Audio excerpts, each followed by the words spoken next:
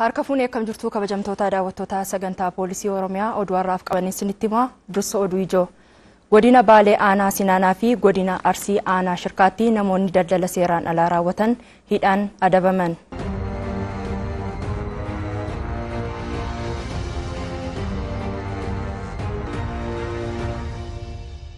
Magaalaa Jimmaatti namoonni yakka goyyomsuu raawwatan adabamuu isaanii poolisii magaalichaa beeksise.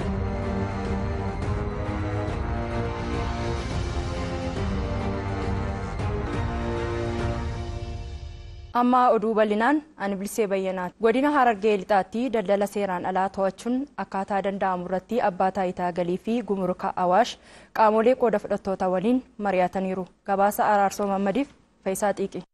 Marii godina Harargee Lixaatti abbaa taayitaa galii fi gumuruka Awaashiin qophaa'e kana irratti to'attoota daldala seeraan alaa federaalaa, poolisii federaalaa, hooggantoota poolisii idilee, humna addaa fi waajjira bulchiinsaaf nageenyaa fi waajjira damee milishaa akkasumas hooggansi godinichaa argamaniiru.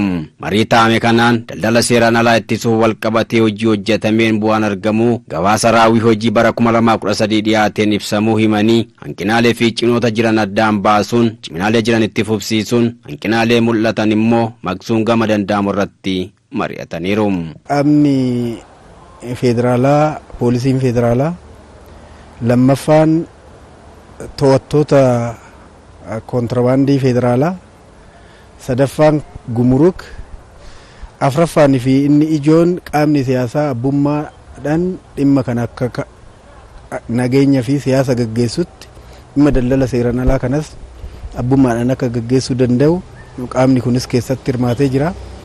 Waliigala isaa poolisiin naannoo keenyaa, poolisiin idileetii fi poolisiin humna addaa dabalateetis milishoonni keenyas karaa guutuu ta'een qaamni kun waltajjii sanarratti hirmaatanii jiru. Godinichaatti daldala seeraan alaa ittisuuf hojii hojjetameen birrii miliyoona 95 ol to'atamuusaa Daayiriktarri qajeelcha poolisii godina Harargee Lixaa Komaander Kaasayee Nagaash himaniiru.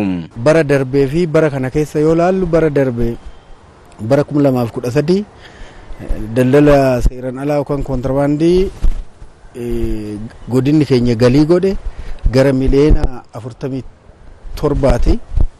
Bara kana immoo rakkoon nageenyaallee odoo jiru qaamni hundumtuu miidhaa kontrabaandiin kun biyya kana irratti gaggeessaa jiru erga hubatee booda bara kana keessa ji'a jaadduwaatti gara kontrabaandii miliyoona 48 fi 872 fi 461 ji'a ja'an kana keessatti galii godhee jira. Daldalli seeraan alaa dinagdee fi nageenya irratti miidhaa cimaa kan geessu ta'uu hawaasni keenya hubatee namoota yakka akkasii hojjetan yoo arge yeroo kennuun qaamolee nageenyaa cinaa dhaabbachuu akka qaban Daayiriktarri qajeelcha poolisii godina Harargee Lixaa Komaander Kaasayee Nagaash yaadachiisaniiru.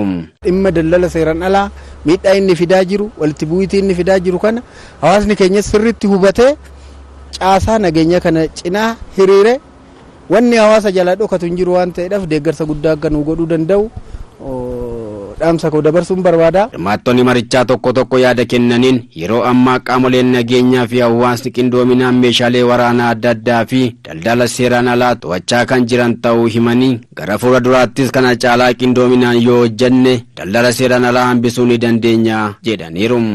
Waltajjiin kun baay'ee barbaachisaadha jechuudha. Kanaafuu wal gargaarree yoo hojjenne waan kana dhaabsisuu dandeenya. Fuulduratti immoo amma haala hojjenne kana yoo akka wal gargaarree marii akkanaa goone haalli qaamni nageenyaa uummanni warroonni siyaasaas kun yoo wal qunnamnee haala kana ta'e dhaabus baay'ee biyya keenyaaf faayidaa guddaa qabachuun barbaada. Fuula duras ammoo walitti qindoomne kan nu harkaa fiigee isaan bira akka darbuu hin dandeenye konkolaataan nu xaasee yookaan nu harkaa fiigee nu harkaa boo yoo jiraate aanaa sana harkaa akka hin baane godhuudhaan akka waliin taanee qabuu dandeenyu yaanni asirratti nuuf kaatiin tures gaariidha. Kan ammoo fuula duras cimnee bifa kanaatiin hojjannaa yoo ta'e salphumatti kontrabaandii yookaan daldala seeraan alaa kan hambisuu dandeenya.